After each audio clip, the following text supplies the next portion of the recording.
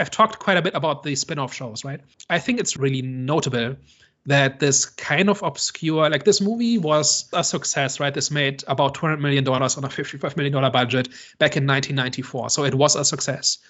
But I don't think this movie really has all that much cultural relevance. It's not mentioned, like it's not typically mentioned. Like if people say, hey, what's a great science fiction movie I should watch? Nobody says Stargate, right? Like you're not a sci-fi buff. You had never heard of Stargate before this, right? Is that right? And that's like, has anybody ever recommended this to you? Has anybody ever mentioned Stargate to you? Never. I've never heard of this at all, ever. Like no reference of it at all. Not even like any of like the iconic sort of characters in there and like that. I had never come across it whatsoever. For some reason, it's like Stargate does not seem to have any kind of big resonance with people. It might be that there's no equivalent to a lightsaber or like the Star Trek uniform. So like there are certain images that even if you're not into science fiction, you still recognize it. Yeah. Right? You can quote it, you can reference it. And Stargate, I think, doesn't really have that, right? Like to me, my lizard brain, whenever they turn, like somebody charges up a staff weapon, it makes this charging sound and this crackling sound. And I've heard that so, like hundreds and hundreds of times, that it just makes me feel warm and fuzzy, right? Like that sound, it's like this, like it's like the lightsaber being turned on, right? Yeah. And like that, like if you once you've heard something long enough and you have positive associations with it, it just feels familiar and it feels right. But nothing from Stargate, I think, ever carried over into the general population or like the general audiences in that way, right? Maybe that's why. Even going into it, like it's, for someone that hadn't watched Star Wars before, you know what to expect, or you know like some of like what you might see. Again with this, you at least know the blaster sounds, and you know what it sounds like when a lightsaber gets turned on, right? Yeah, and with this, like there wasn't anything to particularly look out for, and I know you say about like the staff and stuff like that, and the noise that it makes, and I think that probably comes with like being sort of more invested in sort of in the franchise than obviously like someone that's watched it for the first time. So when I told you that this had like 20 years of spin-offs and multiple different TV shows, and there are sequels to this movie in production and whatever else, right? So I think by volume it might be the third biggest science fiction franchise. Maybe like Halo might be bigger now, but it's like one of the big ones, right? If it's not top 3, then it's top 5 probably. Did that surprise you? Yes and no. No, because again of like the wonder behind it and like how vast you can go into this. You know, you've got this like device that can sort of kind of like teleport you from sort of Earth to an alien planet, and you can get like pretty wild with it. And granted they don't.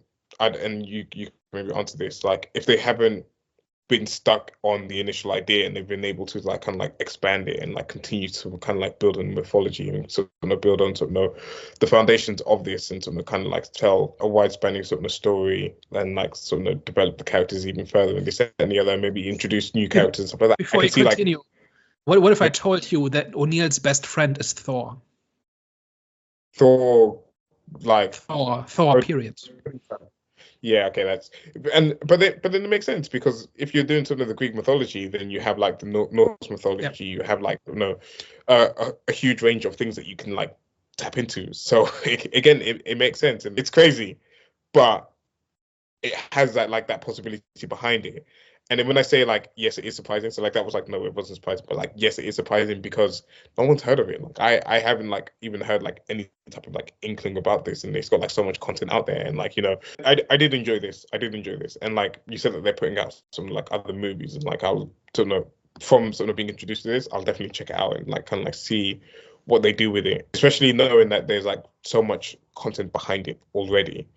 And I think one of the beauties of it is that because it's like not so like not well known, and they haven't got like these things that they have to like tie the franchise to, like again like your lightsabers, that they haven't got like the crowd, like the things that they have to like satisfy the crowds with, or I don't know whether it has stuff that it needs to satisfy you with in terms of like some of like the sort of imaging and stuff like that. But because it doesn't have that, it's able to like just like go out there and just like be bold in like the story it wants to tell, and like kind of like be bold in terms of sort of the creative direction it wants to go with. Yeah, it doesn't have this like entrenched idea of what it's supposed to be, right?